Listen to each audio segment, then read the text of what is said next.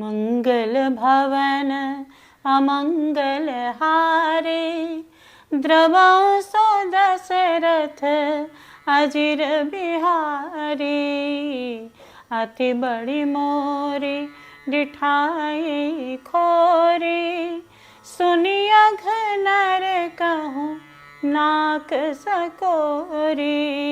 समुझी सहम मोहि अपडर अपने, सो सुधि राम कीन्ही नहीं सपने। सुनि अवलोक सुचित चख चाही, भगति मोरी मति स्वामी सराही। कहत न साई होई अनेकी, रीझत राम जानी जन जी की। रहती न प्रभु चित चूक किए की, करत सुरति सय बार ही की।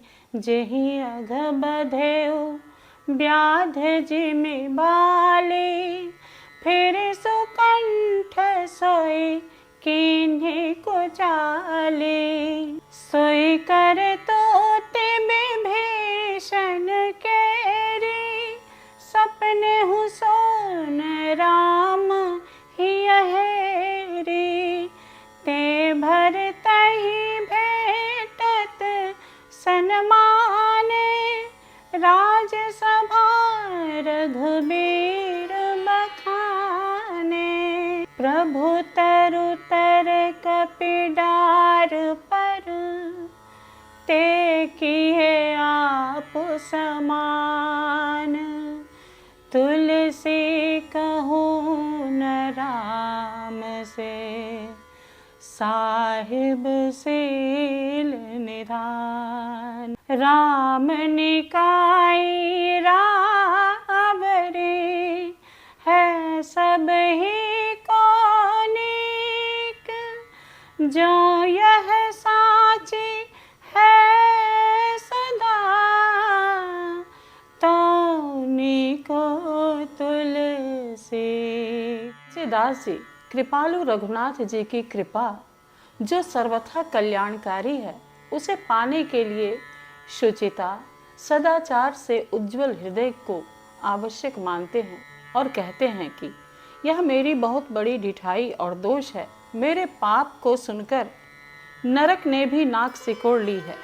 किंतु भगवान श्री रामचंद्र जी ने तो स्वप्न में भी इस पर ध्यान नहीं दिया, बल्कि मेरे हृदय के प्रेम को देखकर और अपने सुचित्त रूपी चक्षु से निरीक्षण कर मेरी भक्ति और बुद्धि की सराहना की है। श्री रामचंद्र जी दास के हृदय की अच्छी स्थिति जानकर रीझ जाते हैं।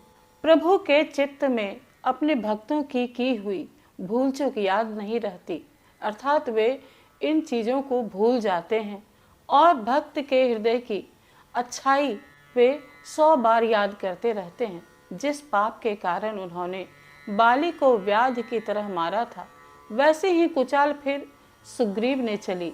पुनः वही करनी विभीषण की थी, परंतु श्री रामचंद्र जी ने स्वप्न में भी उनका मन में विचार नहीं किया। उल्टे भरत जी से मिलने के समय श्री रघुनाथ जी ने उनका सम्मान किया और राजसभा में भी उनके गुणों का बखान किया।